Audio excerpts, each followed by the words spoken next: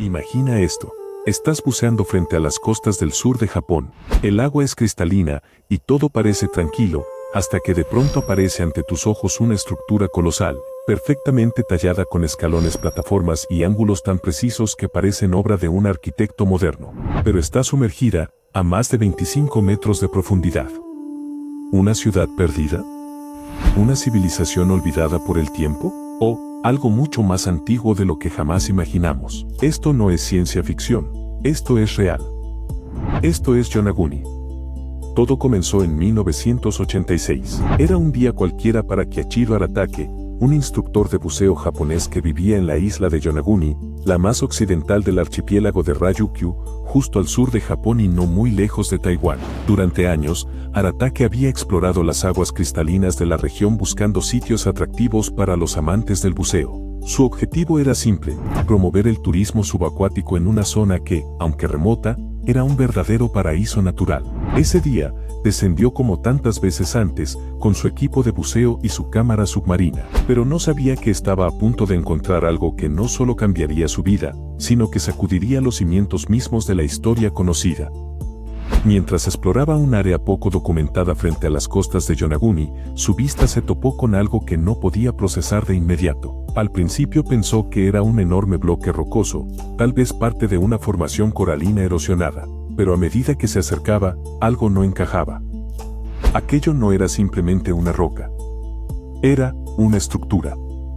Frente a él se alzaban plataformas gigantescas, formadas por bloques rectangulares perfectamente encajados, como si alguien los hubiera tallado con herramientas de precisión. A ambos lados, se extendían lo que parecían ser escalones perfectamente alineados, como si pertenecieran a una escalera monumental construida para titanes. Más abajo, se vislumbraban terrazas en niveles, cuidadosamente dispuestas, una sobre otra, todas formando ángulos rectos tan definidos que desafiaban toda explicación geológica simple.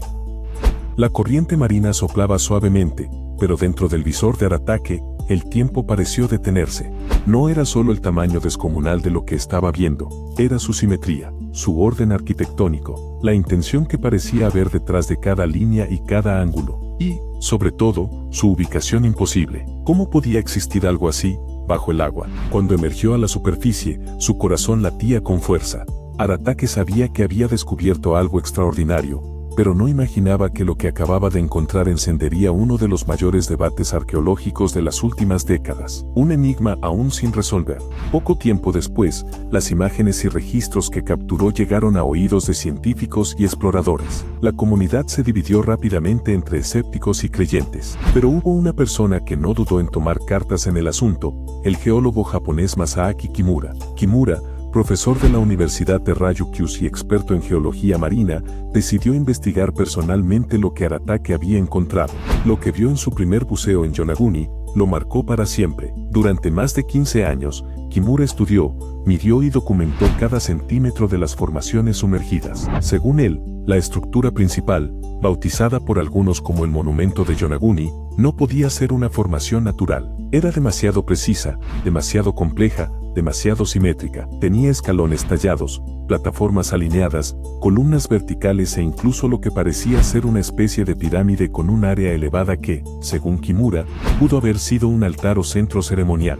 También identificó otras formaciones cercanas que podrían haber sido caminos, canales, muros o incluso estatuas erosionadas por siglos de corrientes marinas. Pero eso no era lo más impactante. Después de múltiples estudios y comparaciones, Kimura llegó a una conclusión que puso en jaque a la historia oficial. Si esta ciudad o estructura hubiera estado en la superficie alguna vez, tuvo que haber sido construida antes de que el nivel del mar subiera, es decir, hace al menos 10.000 años. Para ponerlo en perspectiva, eso sería 5.000 años antes de las pirámides de Egipto, mucho antes de Sumeria, mucho antes de cualquier civilización reconocida. Si Kimura tenía razón, Yonaguni podría ser la evidencia de una civilización perdida, altamente avanzada, que existió al final de la última edad de hielo, cuando gran parte del planeta estaba cubierto de hielo y los niveles del mar eran considerablemente más bajos. Imagina lo que eso implicaría: una cultura capaz de construir monumentos colosales, de organizar su arquitectura con precisión matemática, de diseñar plazas, escalinatas y plataformas que resisten la erosión durante milenios. Todo en una época en la que, supuestamente, el ser humano apenas comenzaba a desarrollar la agricultura. La comunidad científica reaccionó con escepticismo. Muchos arqueólogos e historiadores se negaron a aceptar esa posibilidad. Para ellos, era más sencillo creer que se trataba de una formación geológica peculiar, producto de la erosión marina sobre una piedra sedimentaria propensa a fracturas rectilíneas. Algunos argumentaban que los bloques rectos no eran tan perfectos como parecían en las fotos, pero Kimura no estaba solo. A medida que más buzos y expertos visitaban el sitio, aparecían nuevos testimonios, nuevas imágenes y nuevas preguntas. Entre los hallazgos más enigmáticos que Kimura y su equipo documentaron se encuentran un tallado que parece un símbolo, apenas visible en una pared erosionada, lo que parece ser una enorme cabeza de león en piedra, posiblemente una escultura, un conjunto de marcas que podrían representar un antiguo sistema de escritura, y lo más desconcertante, una gran vía que parece conectar varias de las estructuras, como si se tratara de un antiguo bulevar, ahora cubierto por el mar. Para Kimura, no hay duda, Yonaguni fue una ciudad, un centro urbano o ceremonial construido por una civilización hoy olvidada, que desapareció, quizás de forma violenta, cuando los mares comenzaron a subir al final de la última glaciación. Y si eso es cierto, ¿qué más hay allá afuera, bajo las aguas? ¿Cuántas ciudades más han sido tragadas por los océanos y el tiempo? ¿Y por qué no se habla más de esto?